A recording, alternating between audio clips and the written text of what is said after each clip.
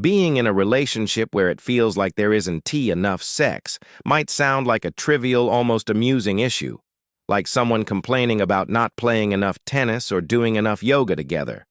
But a lack of sex is anything but trivial. It's a deeply serious matter, one that can quietly erode a relationship from within and even lead to its end.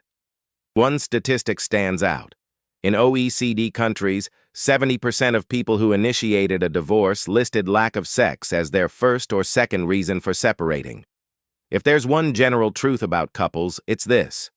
When sex happens less than around 4 times a month, it's a warning sign we shouldn't ignore. Why is sex so vital for keeping partners close?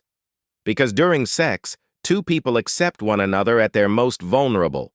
The parts of ourselves we're taught to hide, the strange desires, the private fantasies, are acknowledged and embraced. Through sex, someone sees and accepts us entirely, physically and emotionally.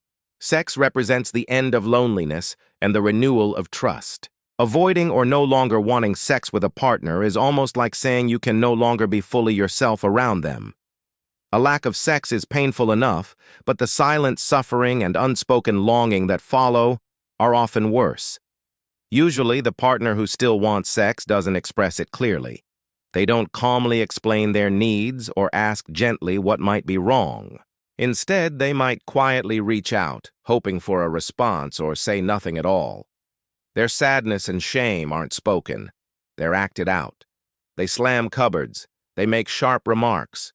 Soon, arguments appear over things that seem unrelated to sex, yet the true cause remains its absence. Suddenly, there are fights about the in-laws, laundry, or dirty dishes. The partner who feels rejected begins acting out so harshly that they seem unreasonable, making intimacy even less likely. Eventually, the deprived partner might seek an affair, not because they've stopped loving their partner, but because their desire has been ignored for so long that betrayal starts to feel like justice. Talking about the lack of sex is incredibly difficult because it feels humiliating to be unwanted physically. It strikes at our deepest fear of being unworthy. It's painful enough when it happens on a first date. It is even more devastating when it happens inside a committed relationship, the one place we expect to feel wanted. We start thinking something must be wrong with us. Maybe we're undesirable, unattractive, or broken. But to repair things, we must quiet the storm of rejection and self-loathing just enough to ask, why has the other person pulled away? Here's a crucial truth. Everyone wants sex in principle. When someone doesn't, it's because one of their emotional conditions for sex isn't being met, and they haven't felt safe enough to say it.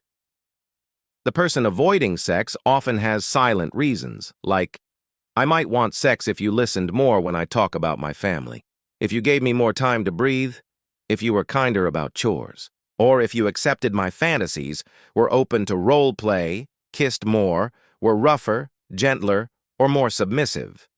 But the partner wanting sex rarely hears these needs expressed clearly without anger or accusation. And even if they have heard them, they may not truly understand what's at stake.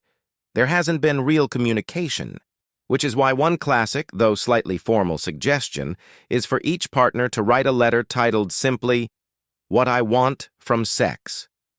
It's an invitation to be honest about your desires, without shame, sarcasm, or fear. Then, both partners must read each other's words with seriousness and kindness. No couple is ever perfectly sexually compatible, but that doesn't mean we should panic, punish, or shut down. Instead, we should gently begin bridging the gap between what one person wants and the other can give, so the slammed doors and bitter remarks can finally stop. Every time a couple has a real conversation about sex, late at night, softly, honestly, the guardians of love lean in and quietly rejoice. Because in that moment, the relationship has just become a little stronger.